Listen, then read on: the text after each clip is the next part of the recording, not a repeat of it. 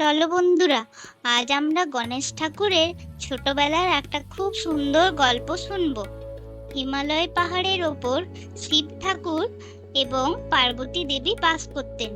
শিব ঠাকুর ছিলেন মহা বলশালী এবং ধ্যানমগ্ন, আর পার্বতী দেবী ছিলেন অত্যন্ত স্নেহশীলা দেবী।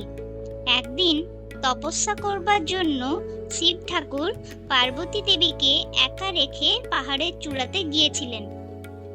সেই সময় পার্বতী দেবী স্নান করার জন্য প্রস্তুতি নিচ্ছিলেন, কিন্তু একটা সমস্যা ছিল। পার্বতী দেবীর দ্বার পাহারা দেবার বিশ্বস্ত কেউ ছিল না। তখন দেবী পার্বতী হলুদ আর মাটি দিয়ে একটি সুন্দর ফুটফুটে শিশু বানালেন এবং তারপর তাতে প্রাণ প্রতিষ্ঠা করলেন। তার নাম দিলেন গণেশ। পার্বতী দেবী গণেশকে খুব স্নেহ করলেন এবং স্নান করতে যাবার আগে গণেশকে বললেন, দেখো, আমি স্নান ঘরে যাচ্ছি, তুমি বাইরে দাঁড়িয়ে পাহারা দেবে, কাউকে ভেতরে ঢুকতে দেবে না।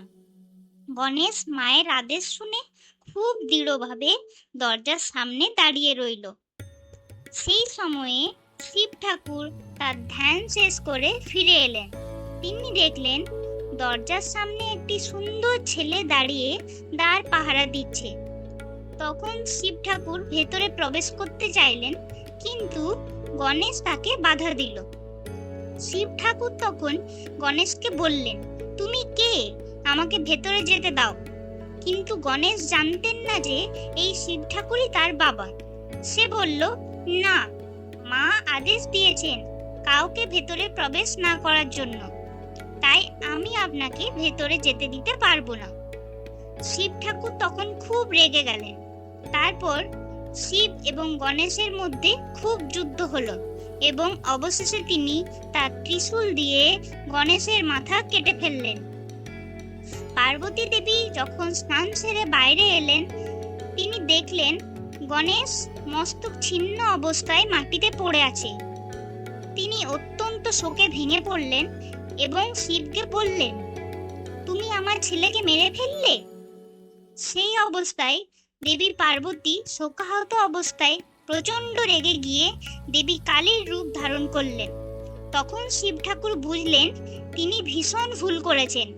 তাই শিব ঠাকুর তখন তার অনুসারীদের বললেন, তোমরা উত্তর দিকে যাও এবং মাতৃ অবহেলিত কোনো জীবের মাথা নিয়ে এসো, যাতে করে আমি এই বালকের প্রাণ ফিরিয়ে দিতে পারি। অনুসারীরা উত্তর দিকে বনে গেল এবং তারা একটি হাতি শিশুকে দেখতে পেল, যার মা ছিল খুবই অসুস্থ। সেই ছোট হাতিটা ছিল গজাসুর।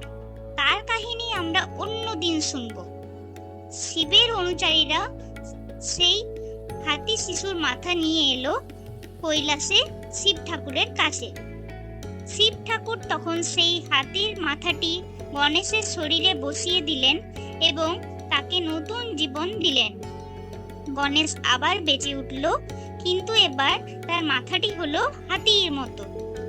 এইভাবে গণেশ ঠাকুর গজানন নামেও পরিচিতি পেলেন। এরপর শিব ঠাকুর বললেন যে সব ঠাকুর পুজোর প্রারম্ভে গণেশ ঠাকুরের পুজো হবে।